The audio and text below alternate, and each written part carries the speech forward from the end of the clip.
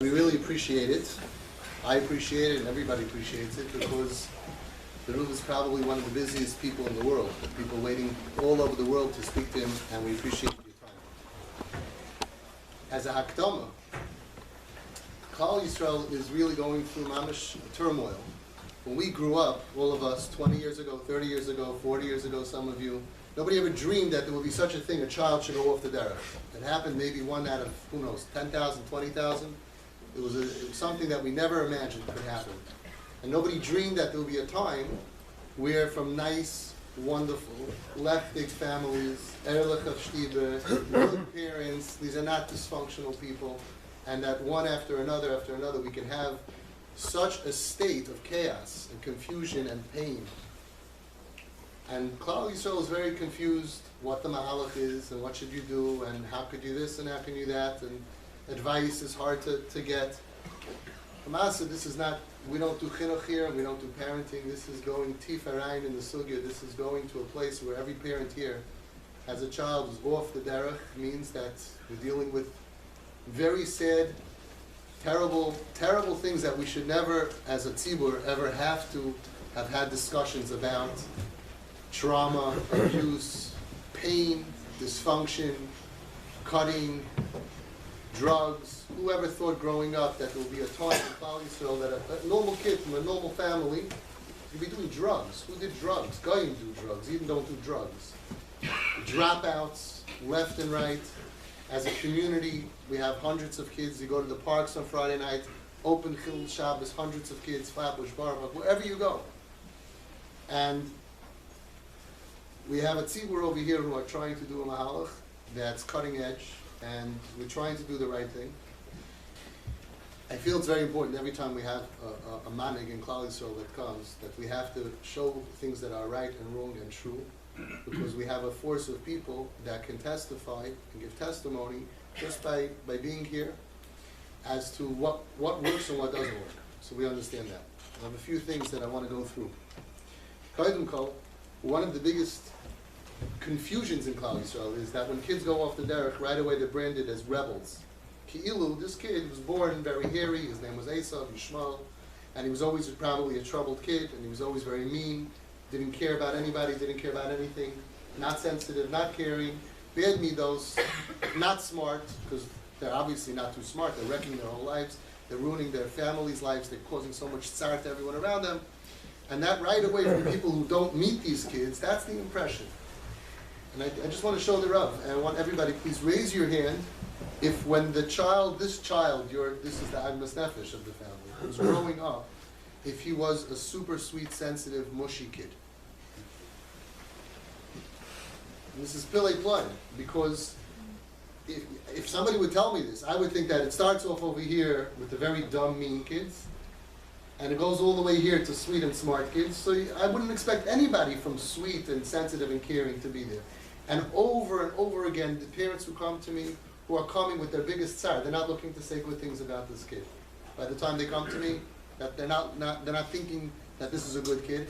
And when you talk about this kid growing up, it's always very sweet. Another thing, raise your hand if this kid was above average intelligence. And keep your hand up if this kid was a Mitzuyim. We're not dealing with dumb kids. We have Mitsuyanim, we have the diamonds of Klal Yisrael, sweet, caring, midas, beautiful, wonderful families, and that right away slugs up a lot of the things that people talk about, that they're rebels, they're rebellious, they went with Har B'Sra, they freaked out, and they're animals, and they're Bali Taiva. Why Dafka, these kids, the Bali Taiva, everyone has Taiva, but they can't handle the Taiva at all, just this group. That's the first thing that I wanted to mention.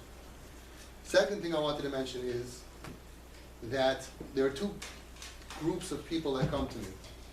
Is the parents who are describing a child who is in a matzav of pikuach nefesh and who is dysfunctional because they know that the child went through some kind of a severe abuse or trauma. And the other group is the group of people that don't know yet. And based on the symptoms that are so clear, that's how we can identify the symptoms of these kids, they always find out, I get those calls 2 or 3 years later. And that's another nukuda that we have to understand, that we're not talking about chinuch, and we're not talking about regular, there's nothing regular about what we're doing. We're talking about dysfunction and trauma and drugs, and kids who want to die, kids who can't sleep, kids who have anxiety, kids who are depressed. Another thing that I think is a nukuda just to talk about was we have a big oilam together for the Rav. Before coming to me, how many of you were given advice by askanim, professionals, or rabbanim to try to stop the child's behavior by being confrontational, give consequences, show him who's the boss, make rules, use tough love, don't give in, lock the child out of the house, get an eviction notice, pins, or have to call Hatzalah Shomrim or the police for domestic violence?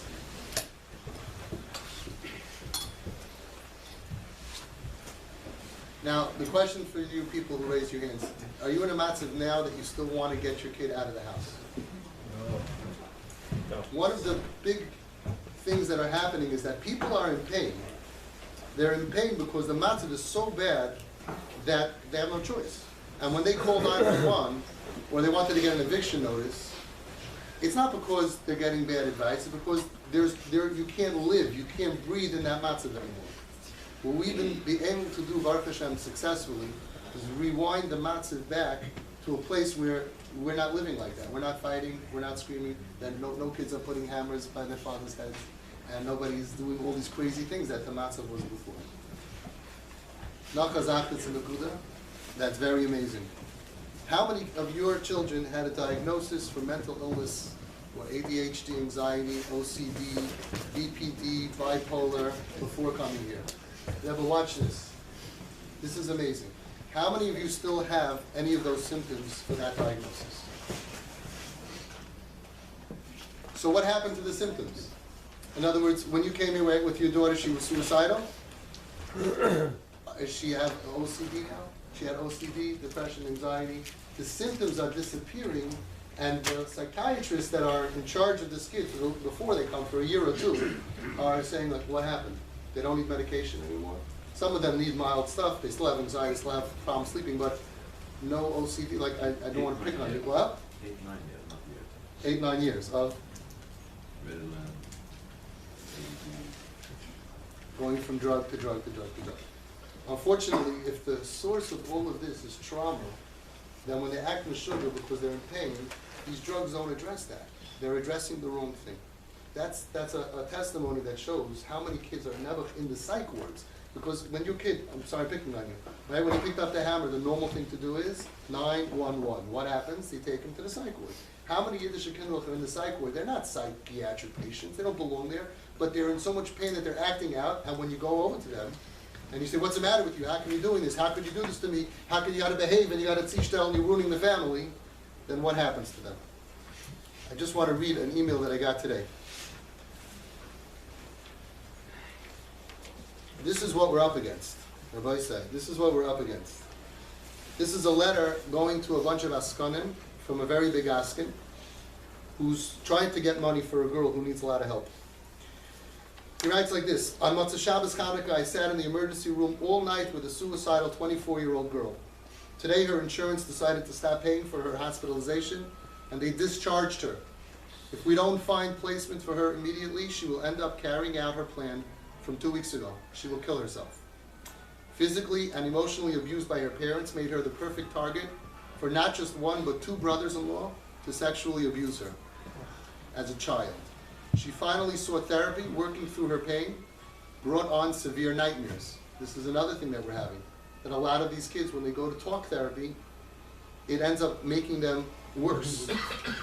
Her family cut off all ties with her, which left her depressed and suicidal. A hospitalization followed where her family sent in someone to give her the message they'd rather see her die now than ruin the family name because she's off the derech. Her therapist and psychiatrist worked tirelessly to help her, but to no avail, and she ended up back in the hospital again.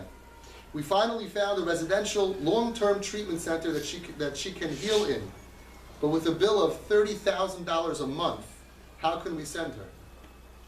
The real question is, how can we not send her? If we don't, she will end up dead on the street.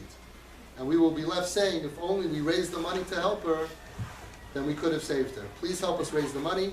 And now, Gvirim are trying to collect $360,000 for a year with the hopes that it'll help. Baruch Hashem, this is something that we're avoiding because when you have parents, you don't need that. How many siblings do we have? Klal Yisrael is so concerned about, okay, what about the siblings? We see that this is like a cancer that's growing and people are popping off. If we're merachik them, what's going to be with the siblings? If we're mekarev them, what's going to be with the siblings? In this room we have be'erech. How many siblings be'erech? Approximately 500 siblings. How many of you, and don't be shy, and you can, this is not the, you can always say anything that you want. How many of you were warned that if you're going to be mekarev this child and accept them and allow them to be off the derech in your house, that your other children can go off the derech? And how many of you feel that that's a problem for your other siblings? What we're finding, and the testimony of the parents that comes in over and over and over again, is that the other kids are steiging, like the Novominsker Rebbe was made from the parents that he knew, they're steiging immensely when it's worked on as a family team. How many of you feel that your other kids are growing from the fact that they have a brother off the derech? And the world is worried about these siblings. When I did a sibling group on Sunday for the girls, we walk in there and we had about 35 girls, and I said, you are Klal Yisrael's biggest worry. You, the sisters of boys and girls going off the derech, everyone is worried about you. And you should hear the way they talk. They were so fast. What is it, like you kids, you all saying before, maybe you'll say it again later to the Rav. The starkheit, the festkeit, that they can juggle the two worlds to understand, this is Nebuch, my brother and sister, they're in pain, I don't want to be like them. And they can compliment them and boost them and play the game, and yet they can turn around and say, Nebuch, and say Tehillim for them. That's something that's really, really amazing.